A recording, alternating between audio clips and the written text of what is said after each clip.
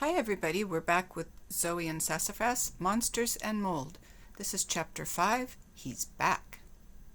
I was in the barn trying to think of a new experiment to run with the last few pieces of bread when the doorbell rang.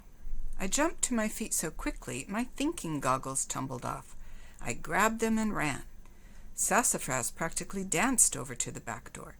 What sort of an animal do you think it will be this time, Sassafras? Meow. Yeah, I don't know either. Hopefully a baby something, though. Little Marshmallow was the cutest. Meow. I opened the door slowly so I wouldn't startle the animal who had come for help. My shoulders slumped. It wasn't a new creature at all. It was Gorp, and he was still moldy. Oh, no. Gorp sighed. I frowned. The only happy one was Sassafras. He pranced around purring and oozing happiness. He was so happy, in fact, he didn't even notice the fly buzzing around. This was huge because Sassafras is obsessed with chasing and eating bugs. I snatched him up before he had a chance to scare Gorp again. It didn't work at all. Gorp kicked at the ground. I tried everything you said. I bathed early in the day. I used your towel. I made extra sure that my fur was dry before I went to sleep, but I'm still moldy. He looked like he was about to cry. Then the fly circled around Gorp's head. He tried to swat it away, but it wouldn't leave. I'm so gross that this fly won't even leave me alone, he wailed. Gorp, please don't cry. Don't give up yet. The first thing we tried didn't work, but that doesn't mean we can't solve your problem. We've just got to try something else. But what? Cried Gorp. Nothing will fix my moldy fur. I'll be covered in mold forever and ever. I'll never get to go to the dance, never. Sassafras wrestled out of my arms and ran up to Gorp. Sassafras's snuggles always made me feel better when I'm crying. But Gorp saw him coming and backed up. I managed to grab Sassafras. Stay, I instructed. He gave me a stinky look, but sat down by my feet. I know you don't see a lot of cats, but they aren't mean and they don't eat monsters. You really don't need to be scared of Sassafras. He wouldn't hurt a fly. Just as I said it, that pesky fly flew by Sassafras, and he ate it. Gorp shrieked. Whoops. I tossed Sassafras in the barn and shut the door. I patted Gorp's arm until he started to breathe normally. Then it was time to get to work. What to try? I muttered as I tapped my thinking goggles. Oh, I should try a lot of things. I should run an experiment. I could try adding a bunch of different things to Gorp's fur to stop it from molding. Bingo! Give me a minute, Gorp. I need to grab something from my house. I held on to my goggles and dashed into the house to grab some Ziploc bags and scissors. I wasn't sure what to try on Gorp's fur yet, but I knew I'd need several fur samples to get started. When I returned to the barn, I didn't see Gorp anywhere. Oh no. Gorp, are you here? Where did you go? The trees rustled and I heard someone breathing hard. I looked up and Gorp peered down at me. Your cat was scratching at the barn door with his ferocious claws. He was trying to get out so he could eat me while you were gone. It was safer to wait in a tree. Is it okay if I come down? Did he break through the door?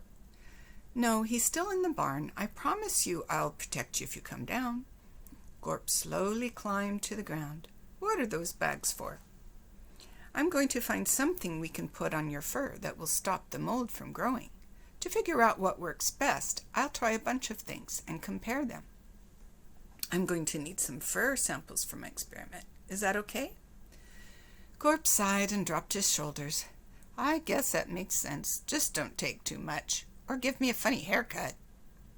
I nodded. How many things should I try? I wasn't sure. Maybe 5 samples would be good. I'd need to leave 1 sample alone. That way I could see how much mold normally grew on Gorp's fur. Then I could add different things to the other samples to try to stop the mold from growing. I used the length of my pointer finger to measure a piece of orange fur on Gorp's back. There's my pointer finger. I needed some way to make sure I'd have the same amount of hair each time. In an experiment, you change only one thing, and keep everything else the same. Since I was changing what I was adding to the fur, I needed to keep the amount of fur the same. Gorp wiggled and peered over his shoulder. "You're going to cut hair off my back. Maybe this is a bad idea. Having weird bald patches on my back might even be worse than having mold." I sighed. "How about I take the samples from down here by your foot? I don't think anyone will notice if you have less hair all the way down to the ground." "I guess," grumbled Gorp, "if you really mess up, I suppose I can always wear socks to the monster ball." He was finally holding still, so I worked quickly. I was careful not to touch any of the mold. "Ta-da!" I announced. "I've got 5 fur samples, but you can't even tell that I took any hair." Gorp held his foot out and twisted it left and right. He grunted in approval. "So if I come back later today, you'll have a fix for the mold?" "Well, no. It'll probably take me at least 2 days to get results." "2 days, but you definitely will have an answer then?" "Well, I hope so," I said cheerfully. "You hope so," he yelped, "but the monster ball is in 6 days. What if you don't figure it out in time?" "You know, you could always go even if we don't solve this. Sassafras and I love being your friends. We don't mind that you have a little mold on your fur.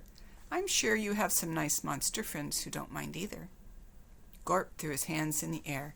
"I can't show up at the dance moldy. It would be the worst. I hate being moldy. I hate it." Poor Gorp. He was super worried about this moldy fur. We had to figure out a solution.